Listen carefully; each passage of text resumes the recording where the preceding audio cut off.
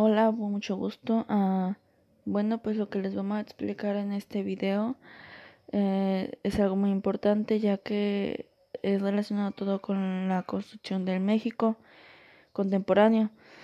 En este video se verán eh, las diferentes etapas históricas muy importantes, de la cual vamos a ver lo que son de la República restaurada, las cuales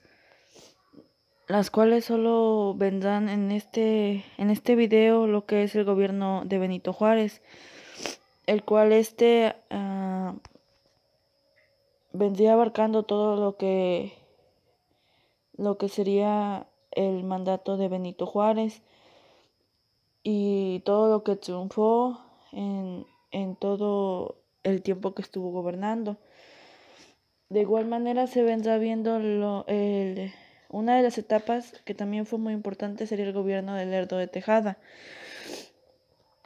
Se vendría viendo todo lo que serían sus impulsos a los proyectos, que fue cuando se fue modernizando económicamente. De igual manera, a finales de 1875, cuando Lerdo renovó el Congreso incorporado, se vendría abriendo la agricultura, la cual es algo muy importante, ya que es todo debido a México. Y dependiendo de cuánto y cuánto se fue limitando todo lo que es la agricultura, qué productos se vinieron haciendo en este periodo, en este colapso de tiempo. De igual manera la ganadería, la minería y la industria. El comercio es otro de ellos que de igual manera se vendría expandiendo por todo México y se vendrían explicando todo tipo de comercio que se hicieron en este, en este, en este lapso de tiempo. En el comercio hubo varias etapas de internacionales que fueron aumentando de, de ganancia o sea, el porciento fue aumentando en diversas maneras. Todo eso se vería el aspecto social. El aspecto social más bien vendría siendo lo que México tenía 8 millones de personas, las cuales se vendría abriendo en qué tipo de etapa se fue disminuyendo o si fue aumentando o cómo fueron creando sus propios aspectos sociales. De igual manera, eso sería lo que se vendría explicando en el tema de la restauración. Le voy a explicar el gobierno de Lerdo de Tejada. La gestión de Lerdo como presidente electo logró la creación del Senado e incorporó las leyes de reforma a la Constitución. En asuntos religiosos fue menos flexible, prohibió las fiestas religiosas fuera de los templos, expulsó a las hermanas de la caridad a pesar de su labor fundamental en la atención hospitalaria. Expulsó del país a los jesuitas, se apoyó en la introducción en el país. A finales de 1875, Lerdo renovó el Congreso incorporando personas cercanas a él para que lo favorecieran en el siguiente periodo electoral y de esta forma reelegirse.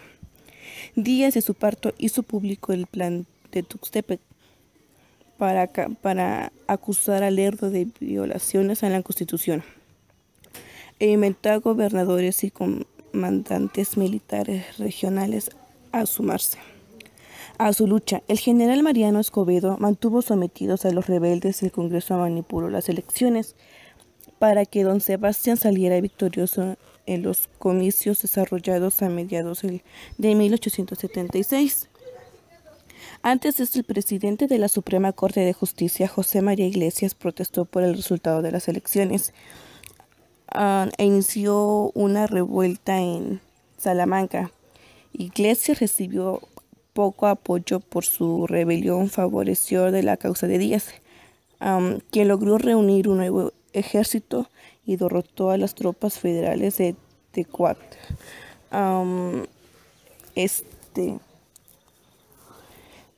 Al poco tiempo, Lerdo saldría al exilio permanente en Nueva York, donde moriría 13 años más tarde. Díaz trató de negociar con Iglesias y ofreció reconocerlo como presidente provisional.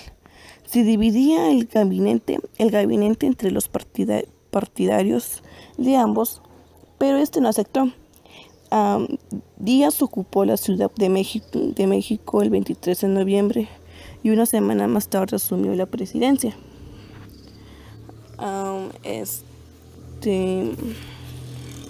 En su impulso a los proyectos de modernización económica, Lerdo se encontró con una serie de obstáculos que impidieron que su administración lograra llevar a cabo las ideales de la reforma.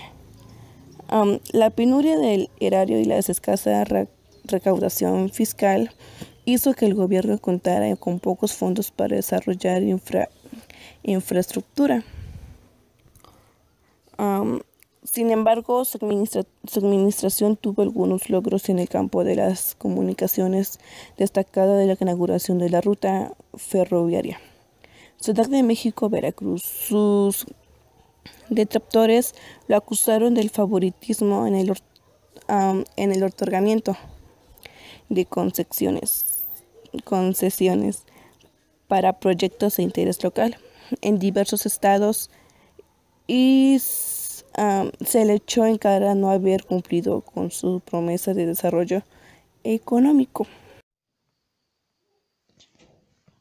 Hola amigos, les explicaré acerca del comercio.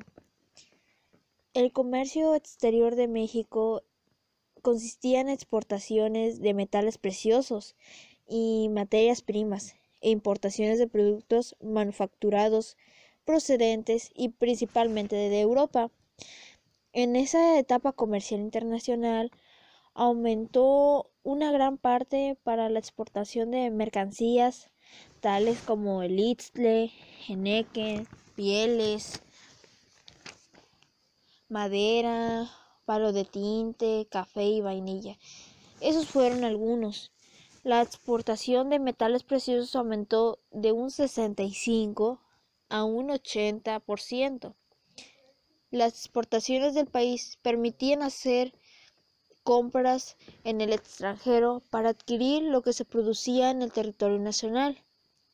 El 60% del comercio exterior se hacía en el año de 1870 con países europeos y solo un 30% con Estados Unidos. Bueno, pasaremos al siguiente tema de los aspectos sociales. México tenía 8 millones de personas. Más de 6 habitaban en miles de pequeños mundos, obviamente incomunicados. Una mitad eran niños. La fuerza de trabajo no pasaba de 2 millones y solo había un trabajador por cada 100 hectáreas de tierra. ¿Se imaginan eso? Eso era muchísimo para tan solo una persona. Y solo había un trabajador por cada hectárea. ¿Quieren pensar cómo sería? Eso es algo muy fuerte para una sola persona. Imaginen el trabajo, el cansancio. La población crecía con lentitud.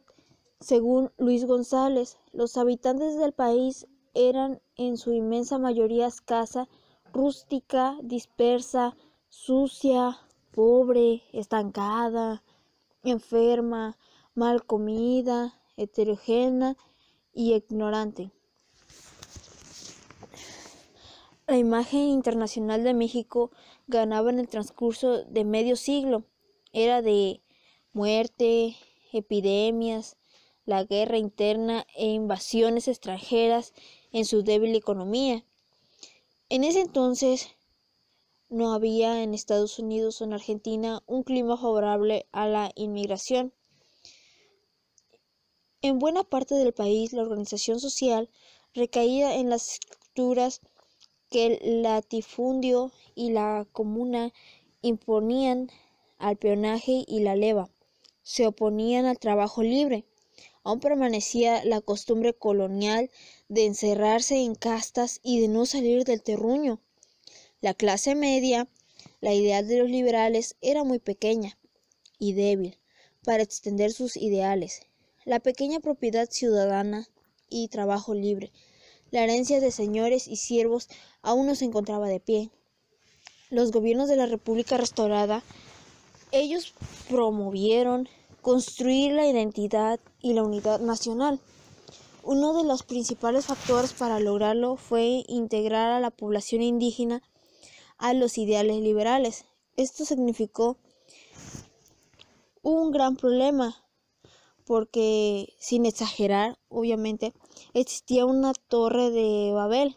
Aunque el idioma español era aceptado como la lengua franca del país, se usaban entre los pueblos autóctonos con 100 idiomas diversos, de los cuales destacaban el náhuatl, el otomí, el maya y el zapoteco. Por su parte, los indígenas no fueron sujetos pasivos en su relación con las políticas y actos liberales, que los habían perjudicado de diferentes maneras. Una de las más destacadas fueron las rebeliones que desarrollaron como respuesta a las ambiciones de criollos y mestizos por apoderarse de sus territorios y someterlos a las explotaciones de tipo capitalista.